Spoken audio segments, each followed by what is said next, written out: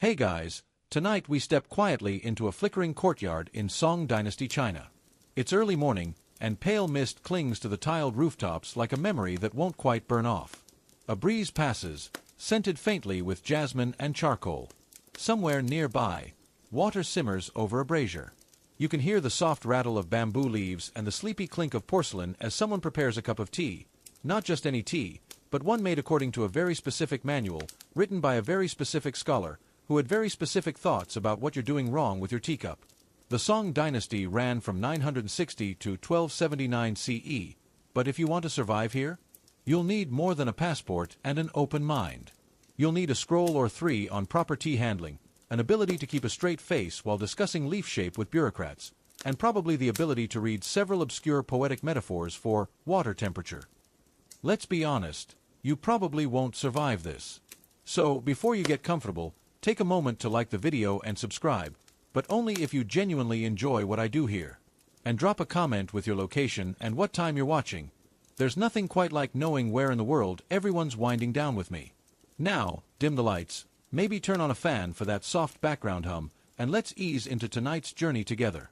You find yourself trudging along a narrow, rain-slick alley in a walled city, a modest provincial capital, not one of the glittering centers like Kaifeng, but still bustling. The walls are daubed with fading brushstroke advertisements, a calligrapher for hire, a fishmonger, and, curiously, a man selling tea advice. Tea method scrolls. Accurate, elegant, essential. It's not a joke. During the Song Dynasty, tea wasn't just a drink. It was practically a minor religion, and everyone wanted to brew it the right way. You duck into a tea house, low-lit and rich with the earthy aroma of roasted leaves. The owner, a round-faced woman in layered silk, nods at you. She doesn't ask what you want. She asks how you'd like the foam. Yes, foam. Song tea isn't steeped, it's whisked. Think matcha, but fussier. On the low lacquered table before you sits a small ceramic cup, no bigger than a walnut. The surface of the tea is being whipped into a frothy, pale jade foam using a delicate bamboo whisk. And there's already a scroll propped open next to the teacup, its calligraphy neat, its commentary less so. Never strike the side of the bowl with the whisk. Only the barbarian does this. It's the Song way, grace before gulp. The woman explains that this particular manual was written by Emperor Huizong himself, a man who dabbled in just about everything but running his empire effectively. Historians still argue whether he was a brilliant connoisseur or just really bored, but he definitely penned Treatise on Tea, one of the era's most meticulous guides. It doesn't just describe tea preparation, it philosophizes about the soul of the water, the pH level of the river source, the temperament of the fire. Outside, the mist thickens, and a scholarly-looking young man ducks in, dripping from the rain. He's clutching his own copy of a tea manual, wrapped in oiled cloth. People exchange nods, scrolls are compared. This isn't just drinking, it's performance. And with every generation, the performance gets more precise. You sip your foam-topped brew. It tastes like bitter grass mixed with serenity. It's oddly good. The manual next to you has a diagram showing the correct hand posture. Pinky curled inward like a crescent moon, wrist aligned with the heart. You are absolutely doing it wrong. Still, there's something soothing about the structure of it all. The rules. The refinements. The quiet sense that tea, unlike politics, or the economy, or flood control, can actually be perfected. It makes sense that this culture of tea worship exploded during the Song. The printing press had gone woodblock wild, and literacy was growing. For the first time in Chinese history, everyday folks, well, middle-class folks, could read about how elites brewed tea and emulate it. Manuals proliferated. Not just one or two. Dozens. Some were as short as a fortune cookie scroll, others as long as a novella. You glance at a worn copy of The Record of Tea Utensils. It includes entries like Ideal Lidded Bowl for Shallow Infusion and Ranking of Preferred Tea Whisk Grains.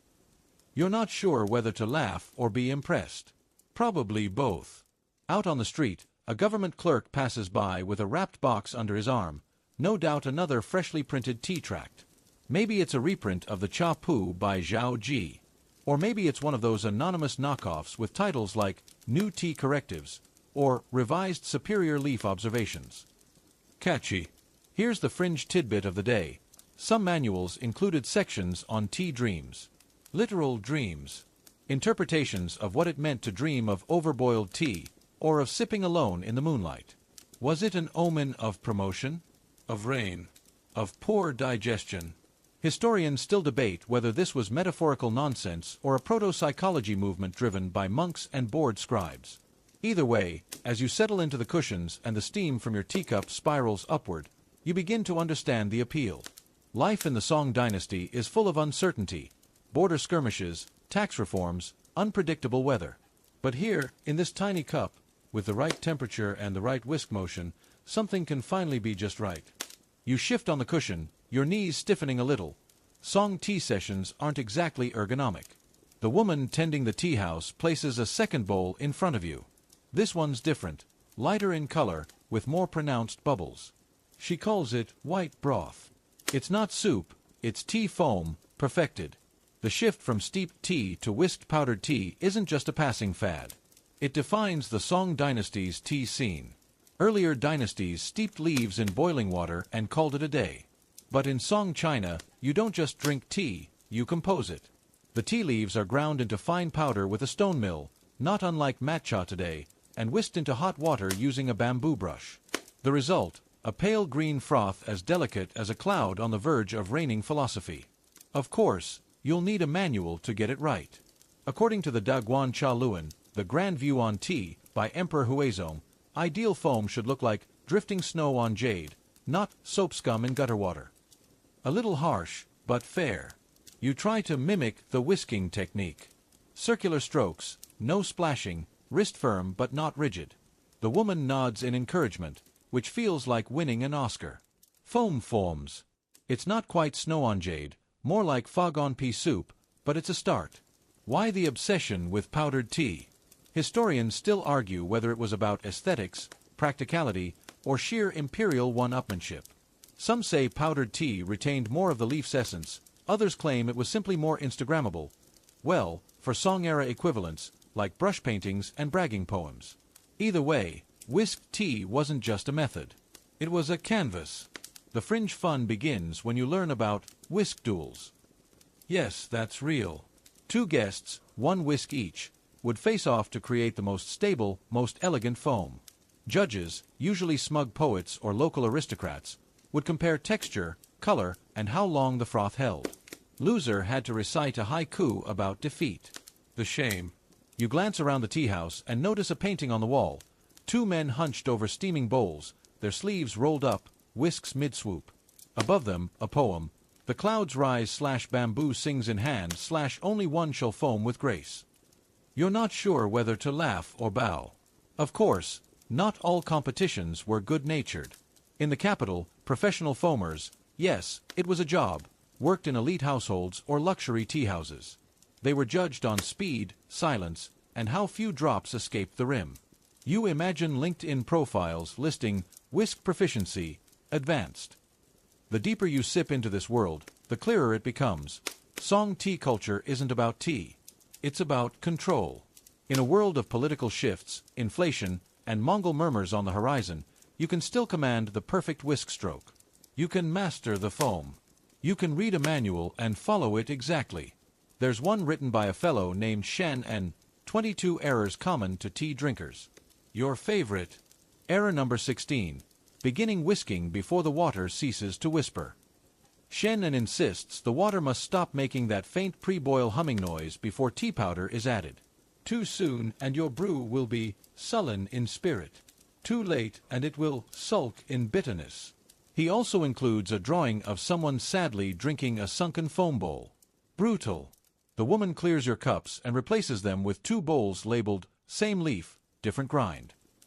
One has a silky consistency, the other's a little chunky, like someone forgot to finish the mortar work. You taste both. The first is smooth, almost sweet.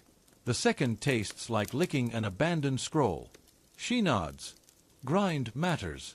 Manuals argue. Still no consensus. That's another odd joy here. Manuals contradict each other constantly. Some swear by coarse powder. Others declare it an affront to tea's dignity. Some say to whisk clockwise, others counterclockwise, depending on your internal chi alignment. Historians still debate whether these discrepancies reflect regional differences, evolving tastes, or just classic scholar bickering. You suspect it's all three. Outside, the rain softens into a mist again. You realize this pace, the careful grinding, the whisking, the consultation of texts, is soothing. It slows time. It makes each sip a small ceremony. And while the rest of the world frets about bandit raids or wheat shortages, here, people write essays comparing the angle of a whisk bristle to the arc of a crane's neck. Blissfully absurd. The woman sets a final bowl before you, whispering, "Made from water drawn at dawn." You raise an eyebrow. "From the southern stream," she adds, as if that clarifies everything. Apparently, certain tea manuals rate water sources by poetry value. Rainwater from banana leaves scores highly. Melted snow from sacred peaks. Peak taste. Well water from a horse stable. Not so much. You drink. The tea is subtle, delicate, probably 90% placebo. But it warms you anyway. And in this little corner of a vast empire, with your very own manual propped open, you start to get it. Tea is a performance. And every performance needs a script. You wander from the tea house into the soft gray of a Song City morning, still savoring the aftertaste of your last bowl. The streets are waking up. Merchants tug open wooden shutters. A scholar walks past balancing an umbrella and a scroll, and a boy scampers by clutching what looks suspiciously like a tea whisk. You follow a group of people heading toward a market plaza, drawn by the smell of steamed buns and the sound of spirited debate. Over what? Tea, of course. Welcome to the next layer of the Song tea obsession, the commercial boom. Thanks to urban growth, improved transportation, and an explosion in literate middle-class consumers, tea became not just a drink, not just a ritual, but a business. And with business comes branding, and with branding, well, manuals. You squeeze into a little market stall nestled between a bamboo goods vendor and a lacquerware dealer. The shop is overflowing with books, thin, hand-bound, woodblock-printed volumes. The owner grins and hands you a copy of 10 Styles of Tea and the Vessels They Deserve. On the cover, a poetic subtitle, "Because Not All Cups Are Born Equal." You flip through. Chapter titles include "On the Bowl That Sings" and "Teacups Unsuitable for Lovers' Quarrels." The text mixes actual brewing advice with romantic metaphors, social etiquette, and a mild obsession with clay purity. One passage warns that if your teacup is fired from the wrong soil, your soul may suffer a minor imbalance in the fifth emotion. You're not sure what the fifth emotion is, but you probably have it. The merchant gestures to a display. Small clay pots from the Yixing region, prized for their ability to absorb tea oils over time, thus enhancing future brews. Each pot has a name, like Silent Wisdom or Crane's Regret. Prices vary wildly, but all come with a scroll, either a brewing manual or a poem about the pot's temperament. Yes, it's temperament. Tea manuals became part of marketing strategy. If you were a tea producer or seller during the Song Dynasty, it wasn't enough to offer good leaves. You had to have philosophy, backstory, a narrative. That narrative usually came in the form of a charmingly overwritten pamphlet about how your leaves were picked by moonlight and dried on stones warmed by the breath of monks. Historians still argue whether these claims were true, exaggerated, or early forms of lifestyle branding. Let's be honest, it's the last one. You move on to a larger shop, a tea-scription house. Customers subscribe to monthly deliveries of powdered tea along with updated manuals, trend forecasts, and reports on the best water sources that season. One poster shows an imperial official posing beside a whisk. The slogan reads, "Foam like a minister." As absurd as it sounds, this commercial packaging helped standardize knowledge and spread elite preferences. Middle-class urbanites in distant provinces could learn the capital's latest techniques within weeks.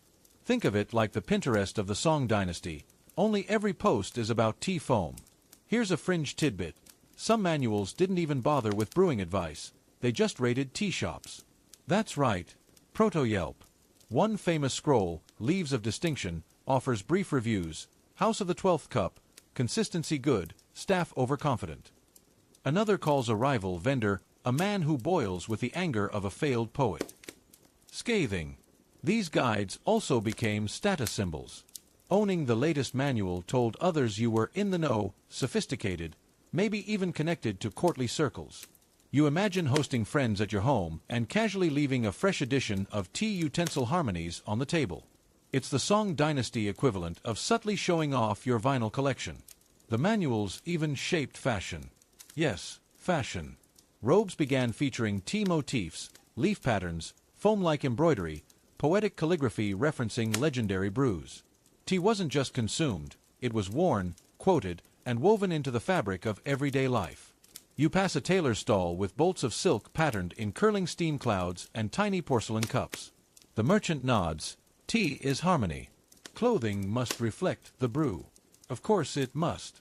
As you nibble a red bean bun, you overhear a group of students arguing over the 3 texts of correct whisk speed. One insists on the 2-breath method, another favors the pulse flow technique. The third, exasperated, mutters, "Just drink the thing." All 3 are referencing real manuals, each with different philosophies about motion, time, and even how long to inhale the tea's scent before the first sip. You pause near a little stall where an old man hand grinds tea with a stone wheel. His apprentice reads aloud from a scroll titled The Bowl's Philosophy, which describes how the shape of your teacup reflects the curvature of the moon, and therefore your alignment with the universe. You blink slowly. The tea is definitely working. By the end of your marketplace stroll, your satchel is stuffed with tea texts, some practical, some mystical, some clearly written after one too many cups. But all of them, in their way, say the same thing. Tea isn't just tea. It's identity, aspiration, and a gentle daily rebellion against the unpredictable world. And so the manuals multiplied. Year by year, scroll by scroll. Each one a tiny attempt to define what can't quite be defined. The perfect cup. You've been walking for what feels like hours, past vendors and scholars, poets and potters, and you begin to sense it. Song Dynasty cities are teeming, not just with people, but with paper. You pass walls plastered in poems. Notices tacked to door frames. Handbills advertising lectures on tea bowl geometry. Manuals everywhere.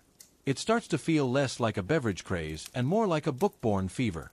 You duck into a quieter street lined with scholarly homes and find yourself standing in front of a small pavilion with a bamboo placard that reads, "Tea Reading Salon, visitors welcome if clean." You dust off your sleeves, close enough, and step inside. Here, the relationship between tea and text is on full display. Around a low table sit 4 gentlemen in robes of varying silkiness. One reclines with his feet tucked up like a heron, another fans himself as if pondering court policy. They each hold a scroll. No one is actually drinking tea. One man glances up and asks, "What's your stance on the foam like snowfall school?" You blink. This is not small talk. You're witnessing a reading group, not of literature, but of tea manuals. These were common among the literati. Men, and sometimes women, of learning gathered to read, discuss, and occasionally debate the merits of various tea texts. It was scholarly posturing disguised as leisure, and it made perfect sense. If the Song Dynasty had a motto, it might have been, "Let's add footnotes to everything." The core belief was that tea, like poetry or painting, could only be properly appreciated through layered understanding. Drinking without reading was shallow. Reading without drinking was pretentious. Doing both, sublime. You're offered a cushion and a scroll, which bears the majestic title The Silent Leaf, on stillness in tea service. The author opens with, "Only the silent bowl speaks truly." It's unclear what that means, but it's probably profound. One of the gentlemen launches into a light rant about tea dilettantes, those who collect manuals just for show. He references a popular joke circulating in Hangzhou. He whisks like a bird in distress, yet quotes Shen and as if his sleeve were imperial. The others laugh quietly, fanning themselves in amusement. The scene would be ridiculous if it weren't so strangely comforting. Here are people dedicating whole afternoons to discussing water temperature, whisk angles, and the metaphorical implications of steam. Historians still argue whether this level of detail was about genuine devotion, status signaling, or a kind of escapist intellectual play. Again, probably all 3. One fringe anecdote comes from a monk named Dazhao, who claimed he could detect a tea's origin by listening to it being whisked. His treatise, Sound of the Steamed Leaf, includes a chart with helpful notes like Northern River Blend, Whisper of Reeds in Light Wind, and Tiger Hill Powder, Erratic Slosh, Untrustworthy. No one knows if he was serious, delusional, or both. You take a sip from a bowl offered by the man next to you. It's surprisingly bitter. An honest brew, he mutters approvingly. Lacks charm, but speaks truth. You nod, having no idea what that means. There's something oddly monastic about this salon. No loud voices, no clinking bowls. Just paper, steam, and metaphor. You imagine this is what university faculty lounges would be like if they served whisked tea instead of budget coffee. And then someone brings out the Manual of Lost Bubbles, an obscure scroll chronicling foam techniques that no longer rise in the modern age. The author laments the lost art of mirror whisking, where foam was spun so precisely it reflected the drinker's nose. That technique, it seems, died out after a series of accidents involving overzealous monks and chipped bowls. You flip through your own scroll and find a passage describing how the stillness of tea can mirror one's moral alignment. A clear foam atop dark water indicates inner harmony. Sediment is the mind's clutter. It's both beautiful and mildly insulting. One scholar shares his dream of creating a new manual entirely composed of metaphors. No brewing instructions, no diagrams, just poetic comparisons like, tea is the wind's regret in spring, or the perfect foam rises like doubt before confession. He grins. It will sell terribly. The point is not utility. The point is reverence. In a dynasty built on paper, on calligraphy, printing, bureaucracy, exams, tea was naturally absorbed into the text-based cosmos. You weren't just learning to brew better. You were aligning yourself with a universe where even the steam curling off your bowl had a thesis. You leave the salon slightly dazed, mind spinning with metaphors, and realize these manuals weren't simply instruction books. They were mirrors, mood rings, manifestos. The song elite used them to explore ideas, flirt with philosophy, and stake social territory, all without ever putting down their cup. Outside, the street is misting again. You wrap your robe tighter and wonder, if someone wrote a manual about you, what would the opening line be? The rain begins in a hush, just enough to darken the rooftops and make the world smell like wet stone and fallen camphor leaves. You pull your robe over your head and trot toward the covered arcade of a nearby scholar's quarter, where, as luck would have it, another tea stall beckons. This one is simpler. No delicate bowls or ornate scrolls, just a stout old man stirring a pot and muttering to himself. He looks up. Wants something real, not that powdered air they sip in the capital? You nod, and he pours a steaming ladleful of strong, steeped leaf tea into a rough earthen cup. It's robust, earthy, almost chewy. Definitely not foamable. This, he grunts, is how my grandfather drank it, before all the manuals told us what we were doing wrong. And just like that, you've stumbled into the heart of a centuries-old tension, tea orthodoxy versus tea diversity. As the Song Dynasty's manuals multiplied, so did debates about what kind of tea was proper. Powdered green tea had become the fashion, especially among the elite, thanks to the Tang tradition and Zen monks who imported whisking techniques from Japan. But loose-leaf infusion didn't vanish. It simply kept going, quietly, in the hands of farmers, merchants, monks, and anyone who found the powdered stuff too fussy. Manuals tried to keep up. Some doubled down on powdered perfection, refining every step. Others attempted to defend steeped methods, often with a slightly defensive tone. One rare scroll titled Boiled Leaves for the Honest Man includes lines like, "Powder hides weakness, a true leaf has nothing to fear." It's the tea version of an op-ed. There were also regional differences. Northern Song cities leaned heavily into powdered tea and elaborate whisking rituals. Southern provinces, with their humid climate and rich biodiversity, preferred strong infusions from roasted or smoked leaves. This culinary divide even influenced tea where, whisk bowls in the north, tall steeping pots in the south. Some manuals tried to bridge the gap, offering hybrid techniques. Historians still argue whether these hybrid recipes were genuine innovations or attempts to please everyone and sell more scrolls. Spoiler, it's the second one. You finish your cup and feel a gentle zing along your gums. The vendor chuckles. Picked from wild bushes near Wui Mountain. No monks, no poems, just bugs and sun. He gives you a pamphlet, dog-eared and smudged with tea stains. It's barely a manual, more like a rant about how foam is overrated and real tea should taste like earth and regret. The final line reads, "If you need a manual, you're already lost." This fringe attitude, anti-manual, anti-elite, deeply personal, wasn't uncommon. As with any booming trend, a counterculture emerged. These contrarians didn't write as much, but their brews were legends in their own right. Some farmers even had secret family recipes for tea processing, passed down orally to avoid having them corrupted by scholars. You picture a tea-sipping underground, complete with coded phrases and suspicious glances at anyone carrying a scroll. The official court stance didn't help. Imperial preferences often swung the tide of tea trends, and under Emperor Huizong, who will meet again soon, powdered tea became a kind of moral and aesthetic ideal. The court praised it as refined, harmonious, a symbol of disciplined civility. Steeped tea, by contrast, was framed as rustic, unsophisticated, good for warming your hands, not your spirit. But of course, plenty of people didn't care. For them, tea was about taste, temperature, maybe gossip, not cosmic alignment or foam architecture.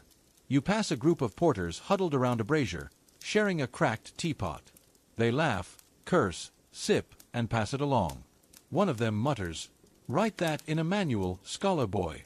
It's in these moments, these sweaty, fragrant, unchoreographed sips, that you start to feel the pulse of a tea culture too big to pin down. The manuals tried. Oh, how they tried.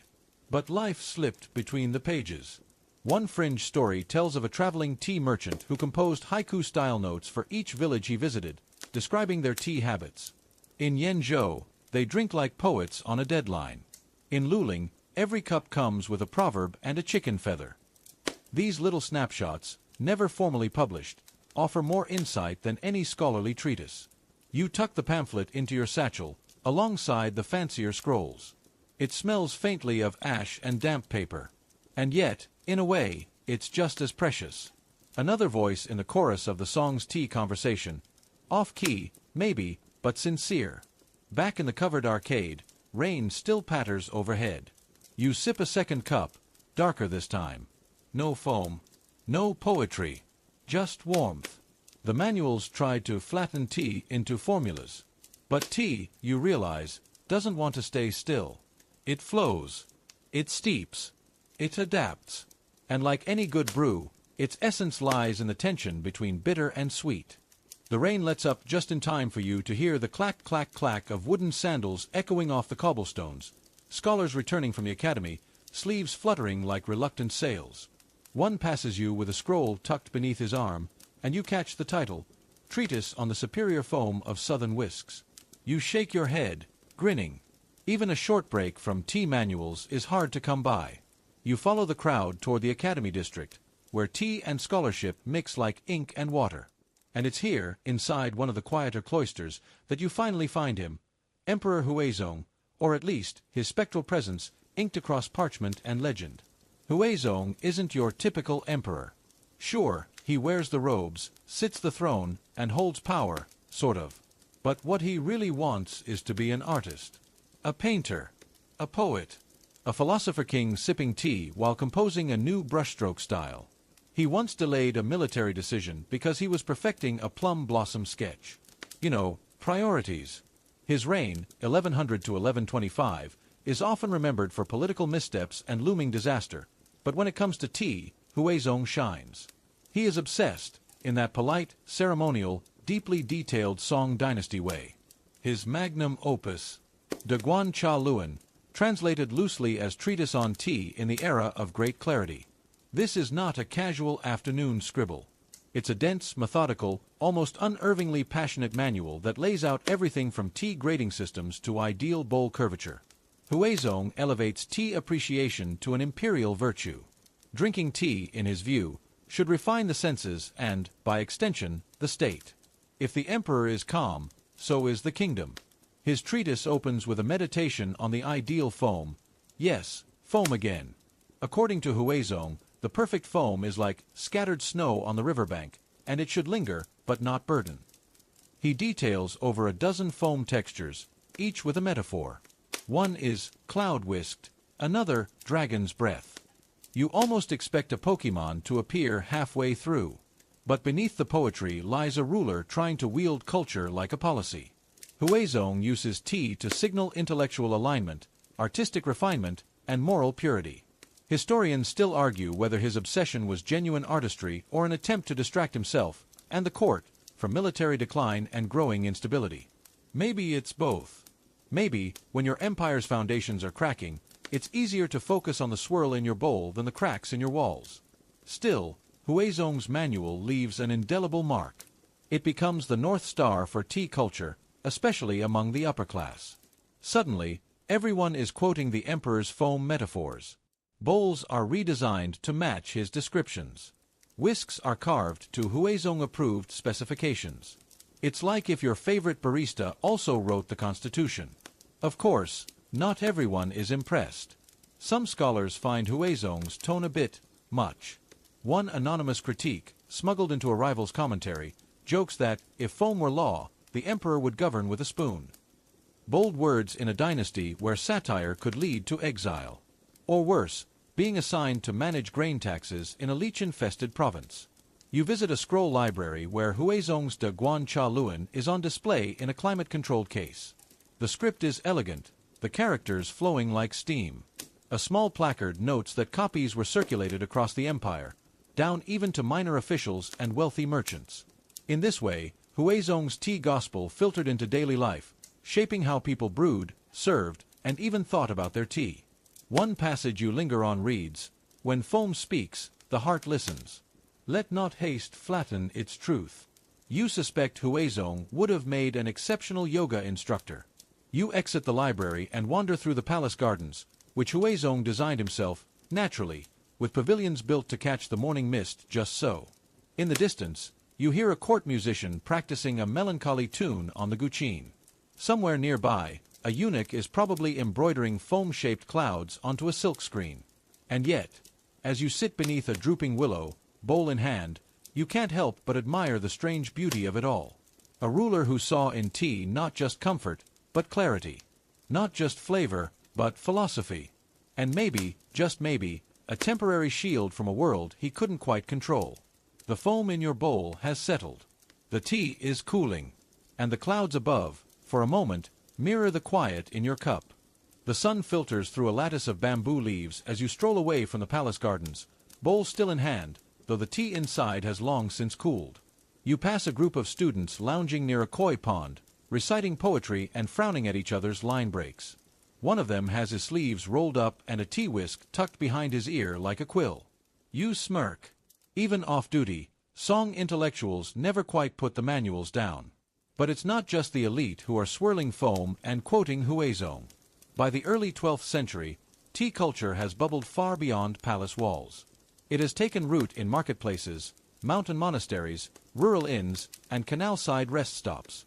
The manuals may have started as tools for scholar officials, but now they're being copied, paraphrased, and illustrated for all sorts of readers, and that's where things get interesting. You stop at a roadside stall where the vendor is hawking tea scrolls alongside medicinal ointments and snake oil, actual snake, minimal oil. The scrolls are colorful and clumsy, with thick brushstrokes and goofy diagrams of whisk techniques. One even has a cartoon of a man falling into his own tea bowl, captioned, "Too much foam, not enough sense." You chuckle and pick it up. It's titled The 5 Funny Bowls and Other Tea Lessons for Idiots. Charming. This is the democratization of tea literature. By the mid-Song period, literacy is on the rise, printing technology is improving, and the line between manual and merchandise is beginning to blur. You can now buy illustrated tea primers with step-by-step pictures, foam ranking charts, and common mistakes to avoid, like over-whisking or drinking too fast in front of an elder. These aren't dusty court documents. They're tea for the people. Some even come with tea-themed horoscopes. If you were born in the year of the pig, avoid steeping during the rain. Why? No one knows. But it sells. Historians still argue whether this trend diluted the integrity of traditional tea wisdom or simply expanded its reach. One camp sees it as the beginning of tea's decline into kitsch. The other sees it as the flowering of a true cultural ecosystem. Messy, humorous, and very human. You pass a group of actors rehearsing a tea-themed play. One of them is pretending to be Emperor Huizong, dramatically whisking air while proclaiming, "I have mastered the foam, but not my heart." The audience, mostly children and fruit vendors, bursts into applause. One kid shouts, "More whisking," and throws a dried plum at the stage. The actor bows. Culture achieved. This theatrical twist is no accident. Song Dynasty culture prized performance, and tea rituals increasingly found their way into music, drama, and visual art. Entire scrolls were devoted to tea scenes, paintings of scholars sipping beneath pine trees, women pouring tea beside moonlit windows, and even clumsy servants knocking over prized bowls. Manuals began to include etiquette diagrams for tea parties and formal gatherings. How to bow, when to sip, where to place the pot, and which direction to point your elbow. Hint: not at your host. Some of these etiquette guides took on near-religious solemnity. A surviving scroll titled 74 Errors of the Casual Tea Guest includes gems like, "Do not laugh if the foam resembles a goose," and "Never praise a tea before it has cooled. Such hubris invites shame." You imagine a modern version with tips like, "Don't text during steeping." The mix of reverence and parody grows ever richer. Manuals reflect this. Some begin to include self-deprecating prefaces, with authors admitting that true tea wisdom is brewed in silence, not scribbled on paper. One famously opens with, "If you are reading this, you are already overthinking it." And yet, the proliferation of these manuals shows something remarkable: a shared desire to understand, preserve, and poke fun at a practice that had become deeply woven into the fabric of daily life. It wasn't just about taste. It was about rhythm, ritual, memory. 1,000 small choices steeped into something larger. You imagine a young merchant's son, far from the capital, clutching a cheap woodblock print of Huizong's foam techniques, practicing his wrist flicks by lantern light. Or a widow in the countryside, learning to dry her own leaves by reading a scroll passed down from her grandmother. These aren't imperial mandates, they're personal acts of curiosity, of connection. Even the margins of these scrolls tell stories. Notes scribbled in haste, corrections by later readers, doodles of cats knocking over teapots.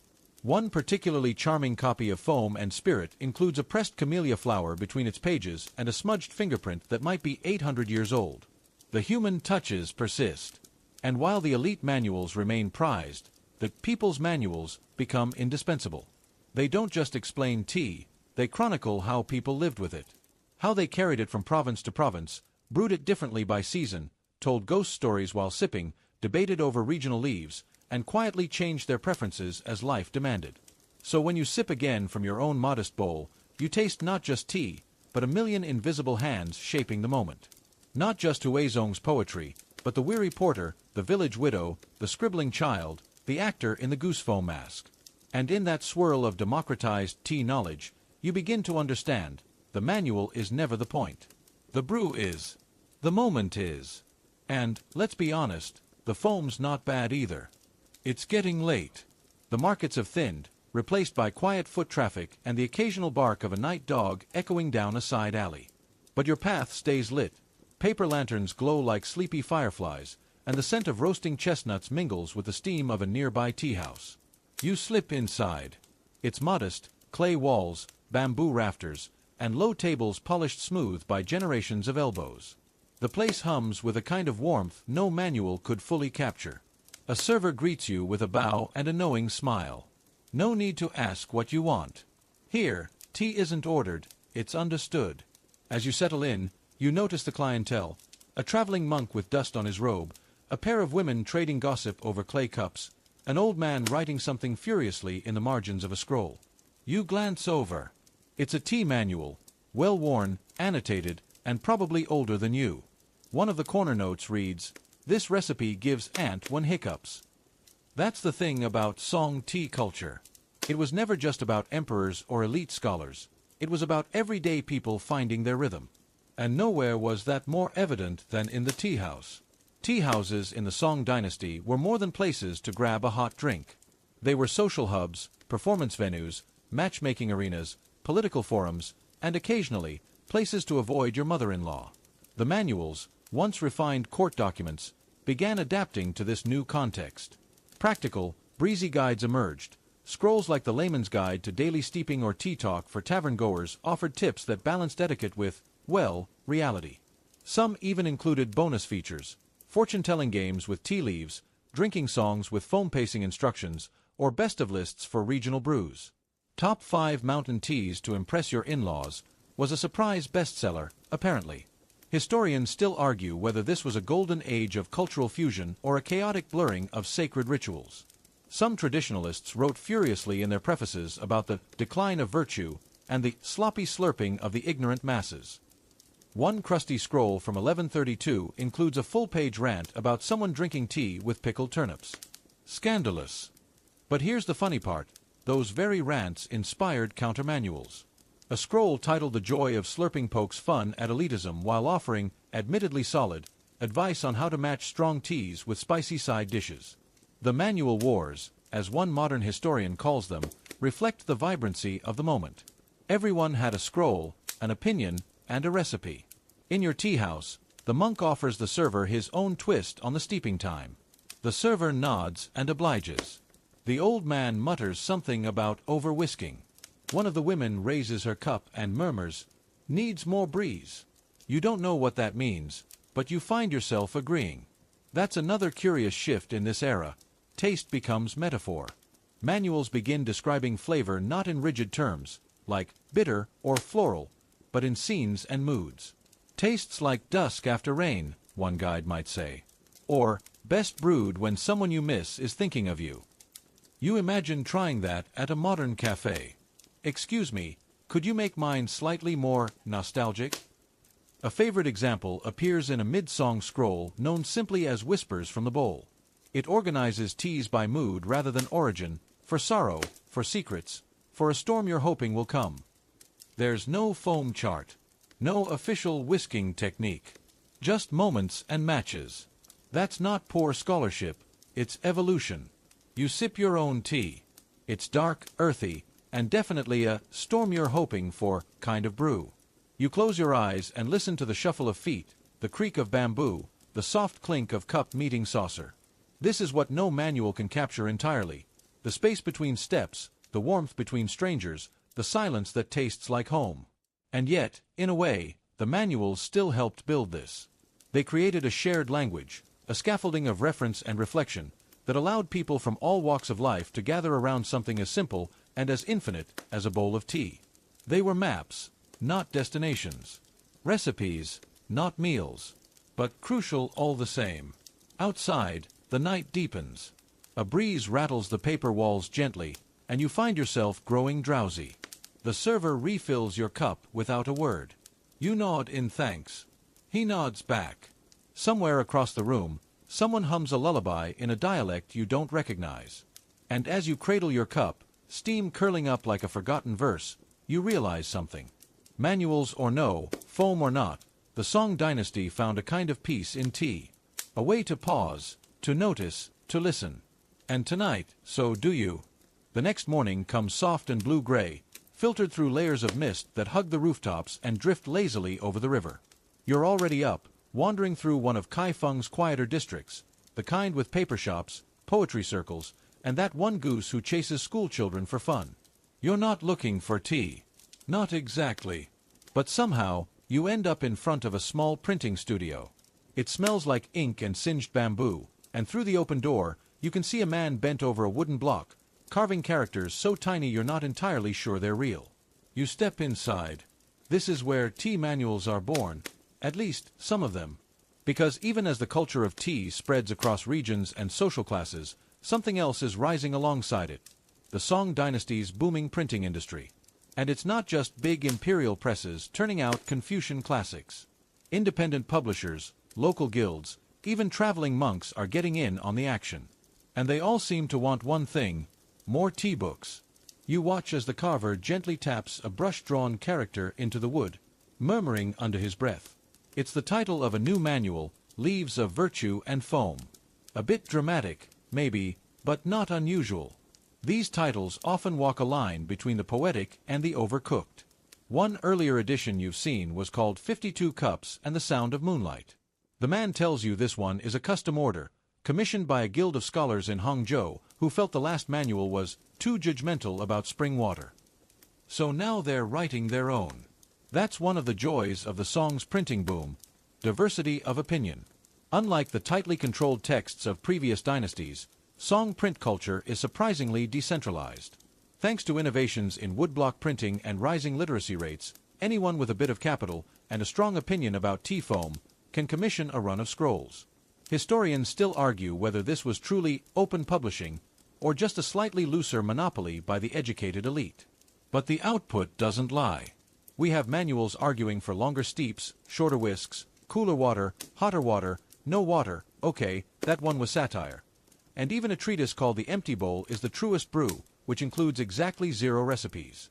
And not all of these were printed in large batches. You start noticing micromanuals, tiny pamphlets sold near temples or at the docks, usually folded accordion style and printed with what seems to be leftover ink.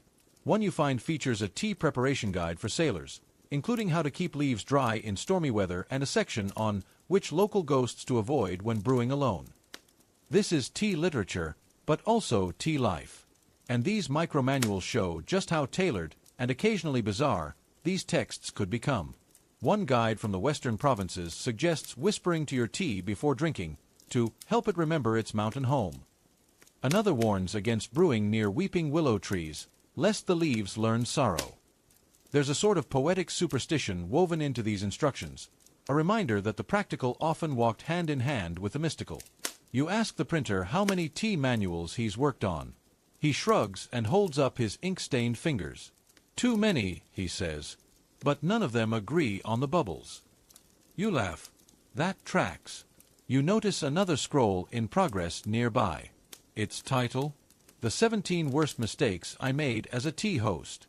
You skim a few lines. Mistake number 6, laughing at a guest's cup grip. They never came back.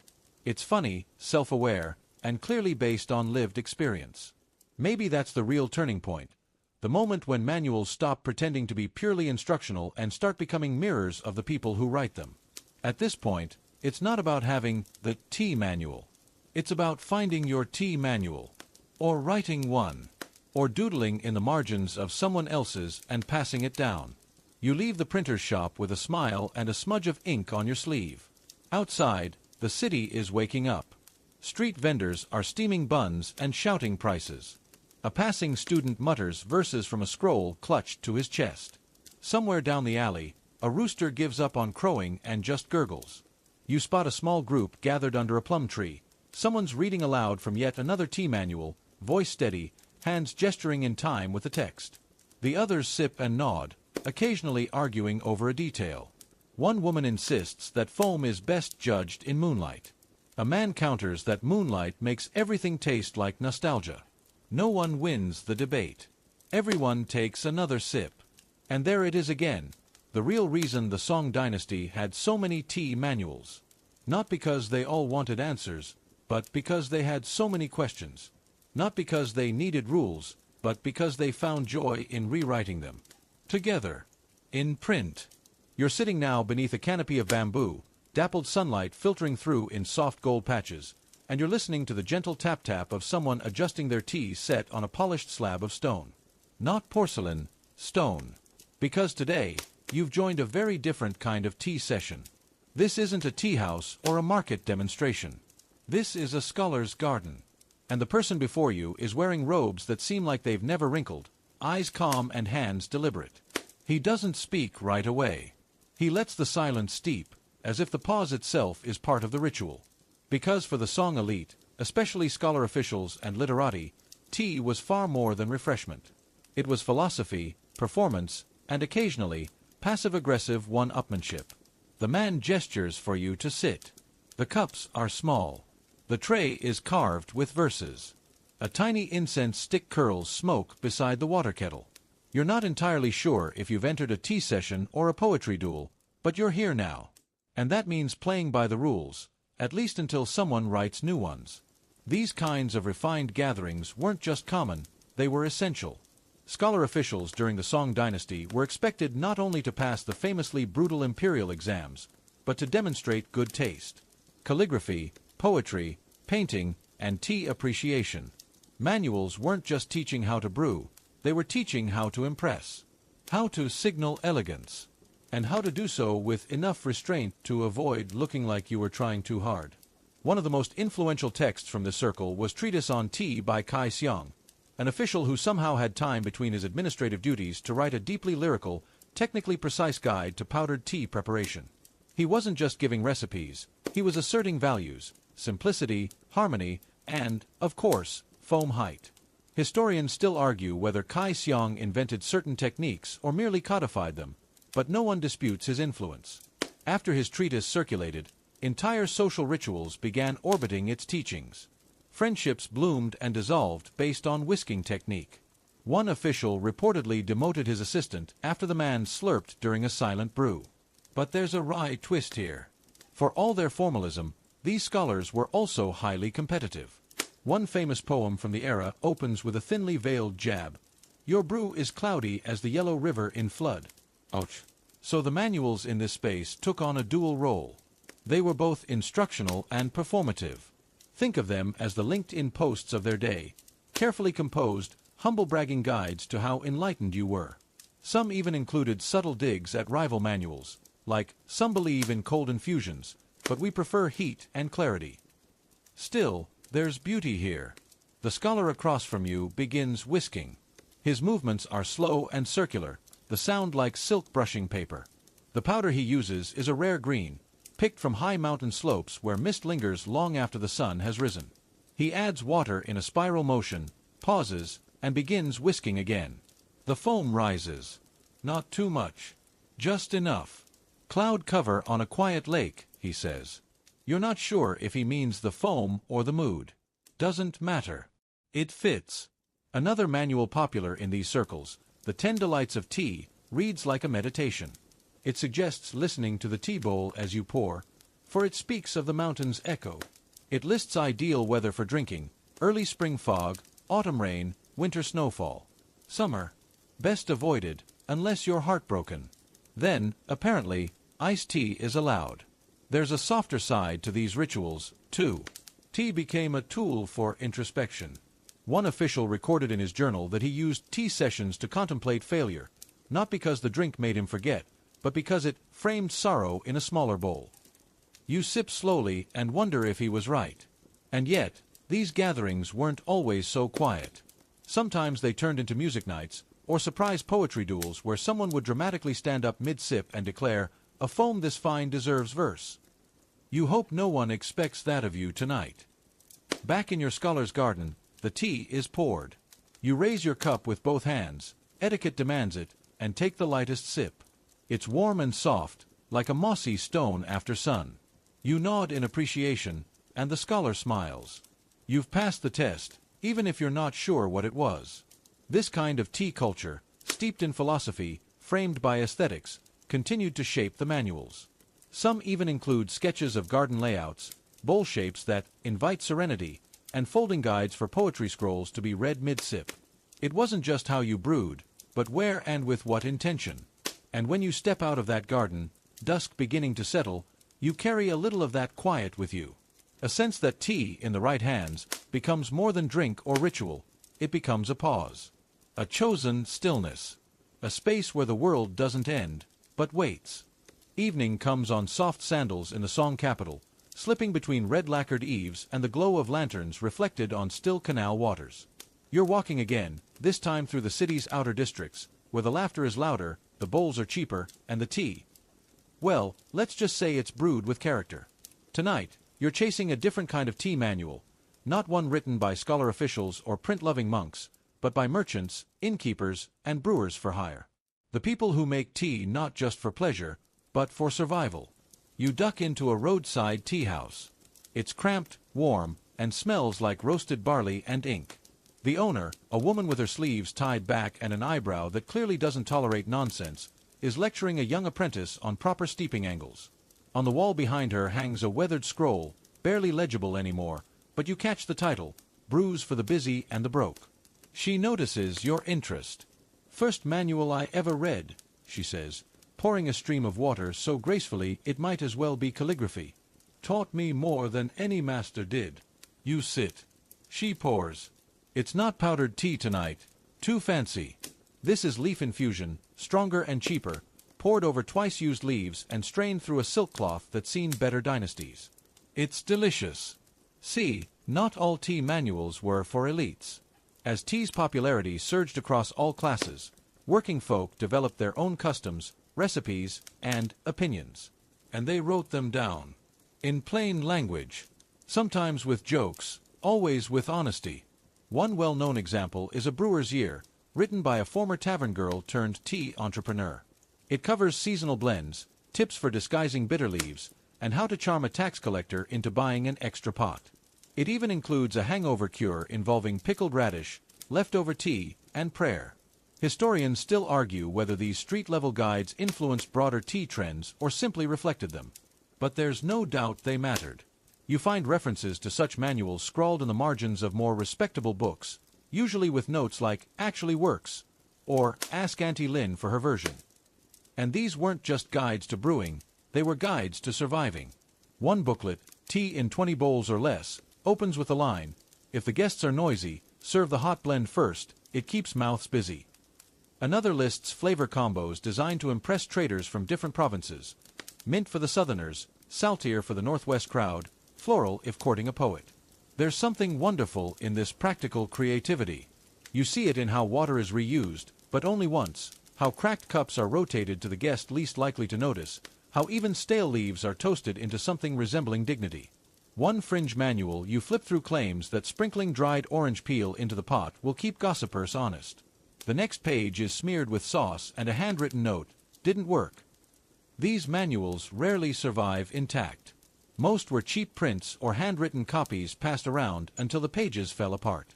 Some were adapted from oral traditions, stories passed down at tea stalls and market booths, then finally written down when someone had the time and a half-blunted brush. You watch a young boy in the tea house practicing characters on a wooden slate. He's copying a section that reads, "Don't boil the water 3 times unless you're trying to insult your guest's ancestors." You wonder how many people took that advice literally. Even these everyday texts reflect something bigger. Tea wasn't just climbing the social ladder, it was stretching horizontally, adapting to every corner of song life. From the Empress's court to a candlelit inn on a wet Tuesday, everyone drank tea. And everyone had thoughts on how it should be done. The best part? These manuals didn't try to sound wise. They were funny, flawed, full of trial and error. They admitted when a recipe went sideways, or when a guest spilled tea in the koi pond. You feel a kinship with that kind of honesty. It makes the history feel warmer, like a conversation with someone long gone but still smiling. You sip again. The tea's gone lukewarm, but the woman behind the counter notices and swaps your cup without a word. The new brew is smoky and sweet. "House blend," she says. "Made it up last winter." You ask if she's ever written a manual. She shrugs. "Started one once. Got to page 5. Then the cat knocked over the ink and I decided that was a sign." She might not know it, but she's part of the same tradition, one of practical wisdom, humor, and hospitality, all poured into a cup. Somewhere, centuries later, someone might find her scribbled recipes and wonder at the woman who invented a blend for rainy days and stubborn guests. Outside, the city buzzes with late-night energy. You step into the street, head warm, fingers slightly tea-stained. Behind you, the innkeeper is scolding someone for oversteeping. The scent of citrus peel and steam drifts into the air. And just like that, you realize why there were so many tea manuals in the Song Dynasty. Because everyone, emperor or innkeeper, had something worth saying about what goes in a cup. And no one wanted to miss their chance to say it. It's early morning now. A gray hush stretches over the canals, the kind of stillness that makes every footstep echo too loudly. You wander through the bookstalls of Kaifeng's scholarly quarter, fingers brushing across scrolls, pamphlets, folded woodblock prints. And there it is, tucked behind a weather almanac and something on fish taxonomy, a small, faintly golden manual titled Tea and the Moon's Reflection. You're intrigued, obviously, but not surprised. Because this is yet another layer in the dense tapestry of Song tea culture, the spiritual and the symbolic. Turns out, some people didn't just see tea as a drink or a ritual, they saw it as a mirror to the cosmos. This particular manual was likely penned by a reclusive poet, possibly a Taoist lay practitioner, and it reads more like a dream journal than an instruction book. One passage advises, "Whisk only under a waxing moon if seeking clarity." Another insists tea tastes best when brewed while facing west, to catch the breath of descending sunlight. Helpful, debatable, poetic, absolutely. But there's more to this than romantic scribbling. During the Song Dynasty, Taoist and Buddhist thought heavily influenced how people approached everyday life, including tea. For Taoists, tea became a metaphor for balance. The harmony of water and fire, of bitterness and softness, of yielding and stillness. Manuals reflected that, often blurring the line between brewing instructions and philosophical riddles. Historians still debate how widespread these mystical interpretations were. Were these ideas embraced by whole communities, or just a few poetic oddballs with too much free time and a nice view of the river? The answer likely lies somewhere in between. You see hints of it scattered across more conventional manuals too. Meditative pauses built into preparation steps, references to qi flowing through boiling water, advice to drink slowly so your soul doesn't lag behind your body. Buddhist influence is even clearer. Chan, Zen, monks in particular developed intricate tea customs as part of their meditative practice. And here's where it gets fascinating. Many of those monks were also scribes, artists, and publishers, which meant their take on tea, calm, sparse, precise, shaped what ended up in writing. One popular Buddhist-inflected manual known as Quiet Steam, Empty Mind reads like an invitation to enlightenment. Its first line, boil until the bubbles sound like wind through pine. The instructions are minimal, the tone austere. It doesn't just want you to make tea, it wants you to vanish into the act of making it. You find another excerpt carved onto a stone tablet in a temple courtyard later that day. It says, "The bowl holds not liquid, but awareness." You're not entirely sure what that means, but you whisper it to yourself anyway. Somehow, it helps you notice the warmth in your fingers and the weight of silence between distant temple bells. There's also visual symbolism everywhere.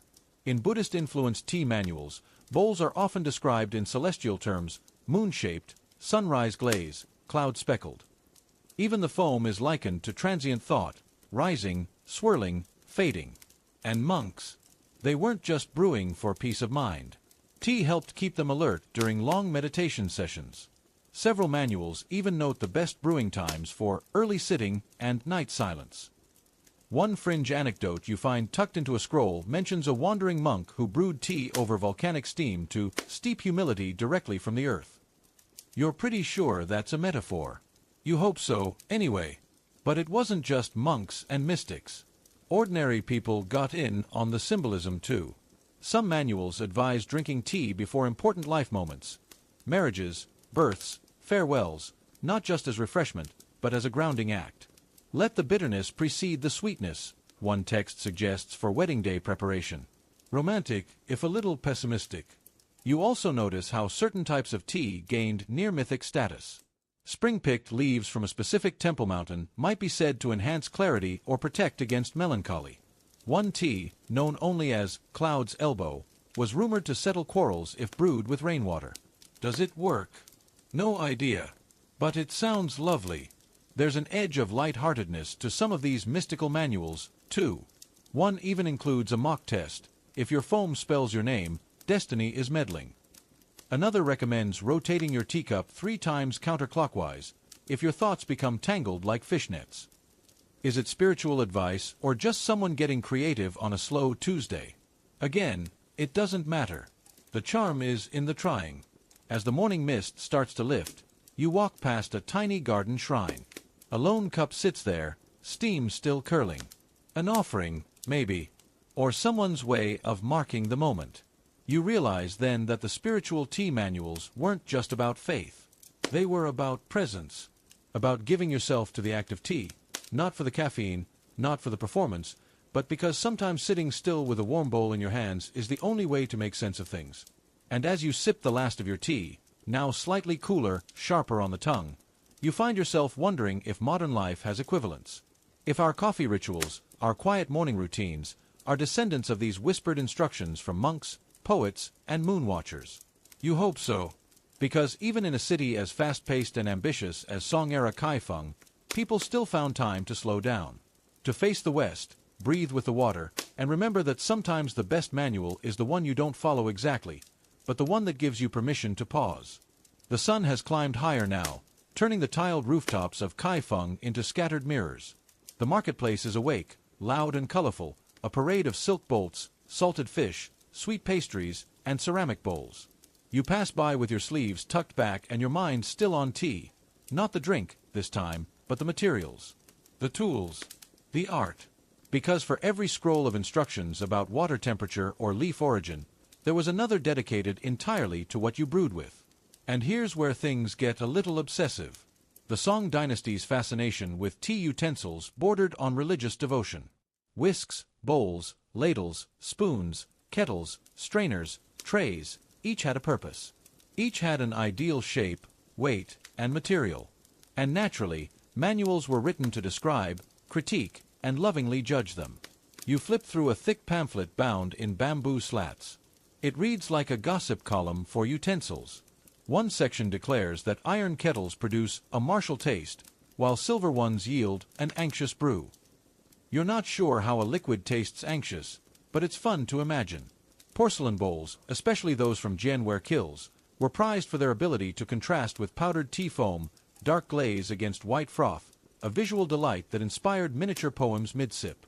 Historians still argue whether these detailed preferences actually influenced taste, or if they were more about social signaling. Owning a rare tea bowl wasn't just a hobby, it was a status move. Some bowls had nicknames, tiny legends of their own. One called Night Sky in Snow was said to change its sheen depending on the mood of the person holding it. Is that science or poetry? Maybe both. Then there were whisks.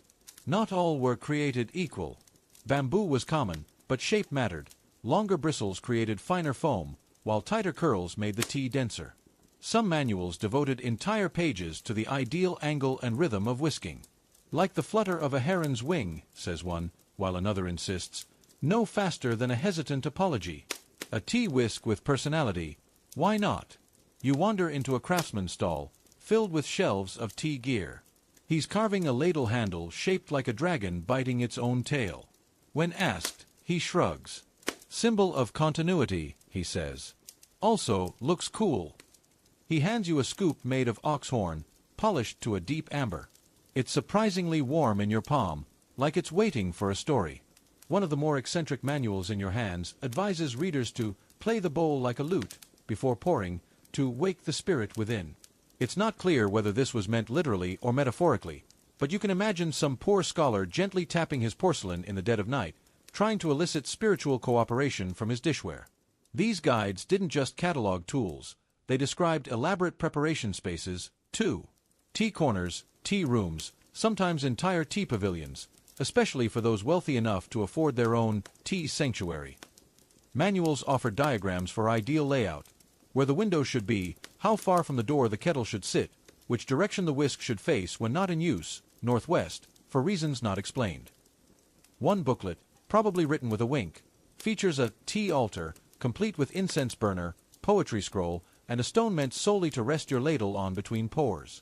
The writer insists it helps prevent emotional clutter. You suspect it also helps impress guests. There's also evidence that artisans worked closely with tea scholars to improve gear. A ceramicist might consult a tea connoisseur on foam behavior or heat retention. These collaborations were part science, part aesthetic experiment, and part marketing strategy. If a bowl was praised in a well-known manual, it could double in price overnight. You thumb through a surviving invoice for a full tea set from a century ago, jade-handled spoon, lacquered tray, whisk of 16 curls, and a folding stand to hold the bowl at a contemplative tilt. Total price: enough to buy a small goat farm. But for the Song elite, tea wasn't just about flavor, it was about cultivating the self through objects. A ritual performed with things that were both beautiful and precise. Still, not everyone could afford perfection. So, many manuals included advice for making do. Don't have a proper whisk? Use a clean twig bundle. No porcelain bowl. A well-scrubbed rice bowl will do, though you'll lose the moonlight effect. Can't afford a silver ladle? Bamboo works fine, but do not lend it out. Wood remembers mood. You pause at that line. Wood remembers mood. It's probably nonsense. Or maybe not. You walk away from a stall with a humble wooden spoon and a cheap but pretty bowl with a pale blue glaze. Student ware, the craftsman calls it. Popular with novices and monks. And just like that, you understand the heart of these manuals. Yes, they documented the elite's obsessions. But they also offered guidance for anyone seeking peace in the swirl of tea foam. Whether your tools were gold or gourd, there was a ritual for you. A manual waiting to whisper that beauty was in the repetition, in the careful scoop, in the precise angle of the pour. Even if your bowl chipped and your whisk frayed, you were part of something deeply human. So you tuck your new bowl into your robe. It clinks gently against your side, like a bell calling you to remember that the way you prepare tea says less about your status and more about your care.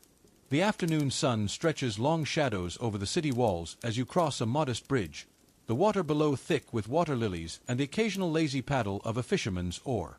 By now, your head is filled not just with tea, but with the endless ways people have written about it. And that's where this next chapter begins, the literary lives of tea manuals. You might think a tea manual is a dry checklist of steps: boil water, whisk leaves, drink, repeat. But in the Song Dynasty, writing about tea was an art in itself. These weren't just instructions. They were stories, riddles, jokes, even tiny dramas featuring rogue teapots and philosophical foam. Manuals could be practical, poetic, or both, and often reflected their authors as much as the tea. Let's start with tone. Some manuals are incredibly serious, as if tea were a sacred rite with no room for improvisation. One opens with the line, "To mishandle tea is to insult the heavens." Okay, relax, we get it. Others take a more conversational tone, almost blog-like. One scribe warns, if your neighbor's tea smells better, it's because he waters his dog less often. Don't ask. That's oddly specific. And possibly true. Historians still debate whether these humorous entries were meant as actual advice or literary flexing. In many cases, manuals were less about brewing perfection and more about showcasing wit. The song literati, the scholarly elite, were especially fond of inserting sly jokes or inside references. One manual describes a perfect foam bloom as rarer than an honest tax official. Another begins each chapter with a haiku. You don't even like haiku, but somehow that works. You stumble into a small study house tucked between two incense shops. Inside, a low shelf holds dozens of scrolls, many authored anonymously.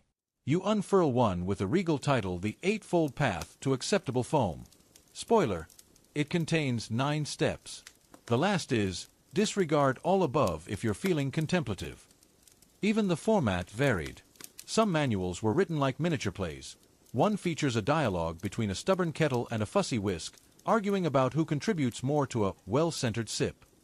Another mimics court edicts, declaring that all tea must be sipped slowly under penalty of poetic failure.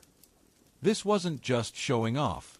In a time when literacy was limited to the educated few, tea manuals served as cultural mirrors.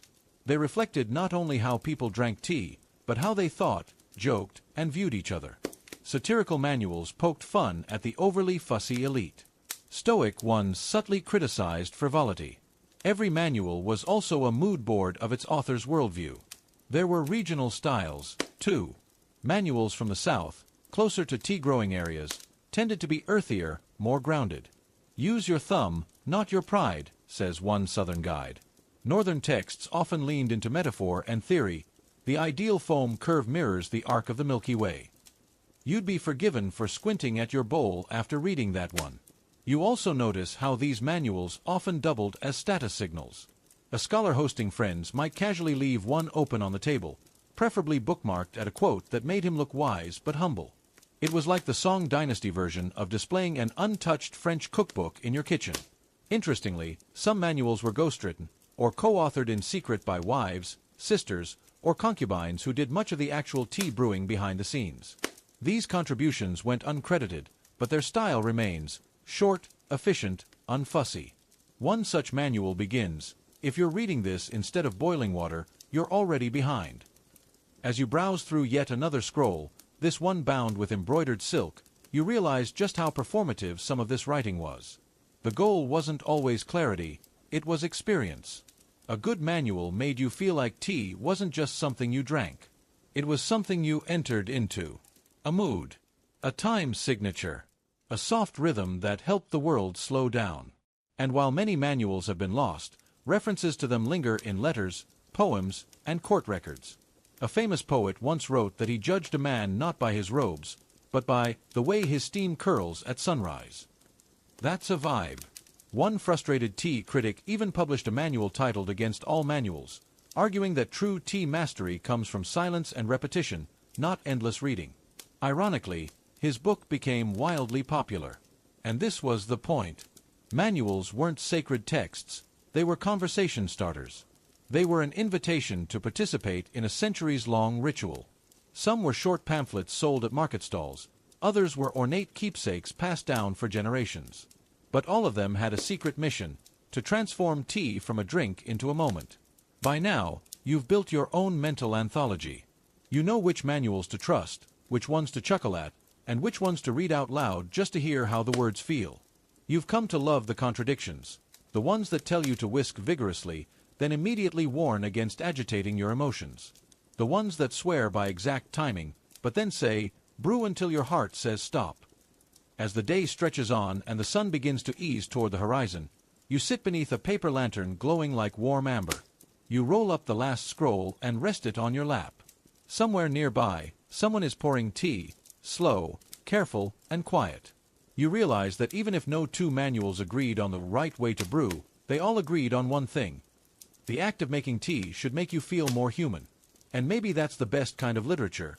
Words that remind you how to be still, how to listen, how to pour with intention. Evening has stretched across the rooftops of the Song capital, casting everything in the soft, blue-tinged hush of twilight. Lanterns blink to life one by one, warm fireflies against the stone and wood of the city's quieting streets. You've walked all day through the winding alleys of tea lore, and now you arrive at what might be the most curious chapter of all, the manuals about what not to do. Yes, really. For every scroll celebrating the perfect foam or praising a particularly noble kettle, there were just as many that compiled tea faux pas with the scolding glee of a disappointed grandmother. And they are wildly specific.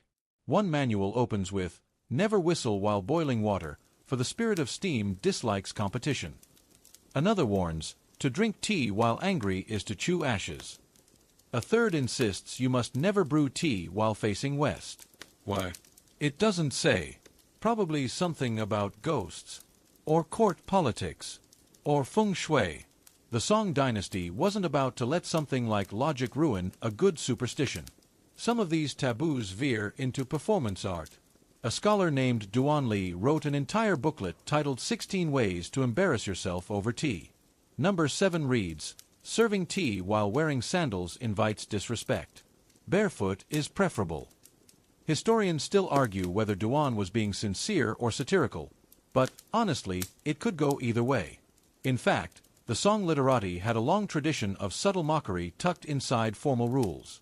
Some guides pretended to scold you for minor offenses. Too much foam implies deceitful character, while actually poking fun at the culture's obsession with etiquette. You start to see how the manuals became mirrors, not just for ideal behavior, but for people's insecurities.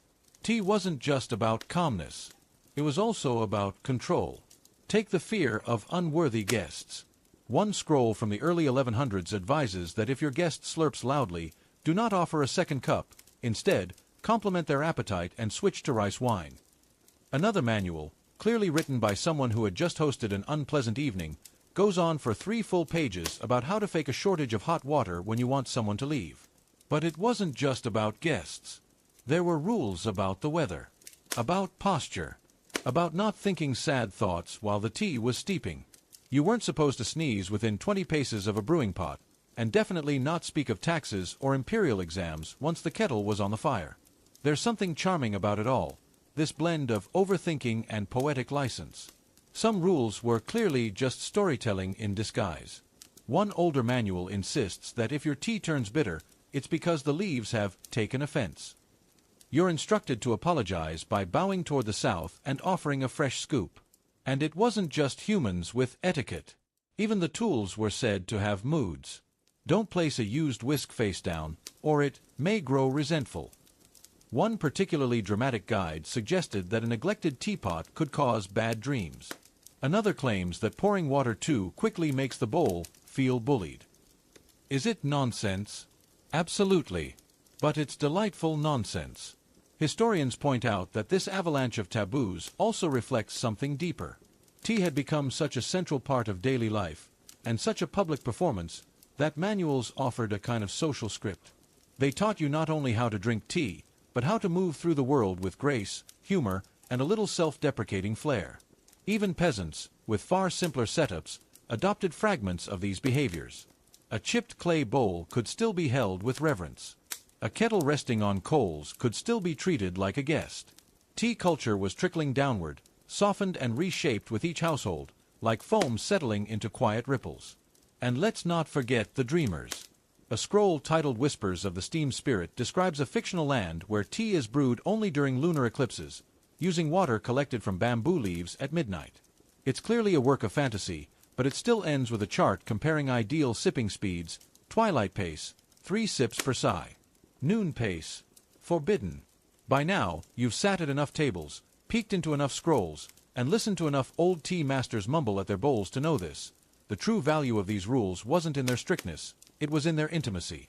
They were an excuse to slow down, to be present, to treat a simple act as something worth your full attention. So here you are, in a borrowed garden, your newly acquired blue-glazed bowl filled with a gentle green tea. The steam curls upward like a silk ribbon, and you can almost hear the manuals whispering, "Don't slouch. Don't rush. Don't speak of deadlines. Just sip." And somewhere beyond the courtyard, beyond the manuals and the markets, beyond even the Song Dynasty itself, there is the echo of thousands of tea drinkers doing the same.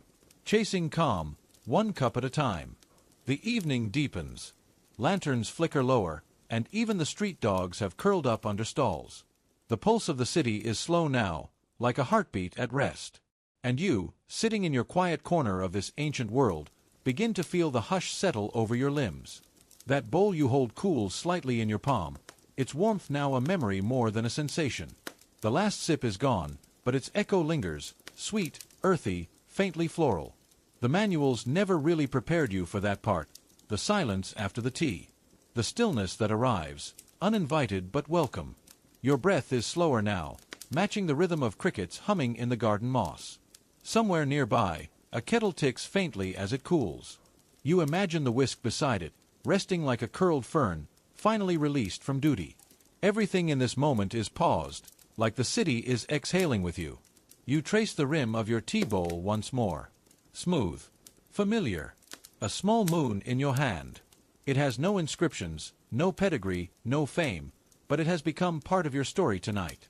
One vessel, one ritual, one quiet chapter. You close your eyes. The manuals fade. The rules, the jokes, the obsessions, they all dissolve like foam settling into stillness. What remains is this: a quiet heartbeat, a cooled bowl, and the peace that comes when the world asks nothing more of you. Sleep is near now. Let it come softly. Let it steep, slow and warm, in the spaces you've made for it. You've traveled far, but now you're home, in the hush, in the stillness, in the cup.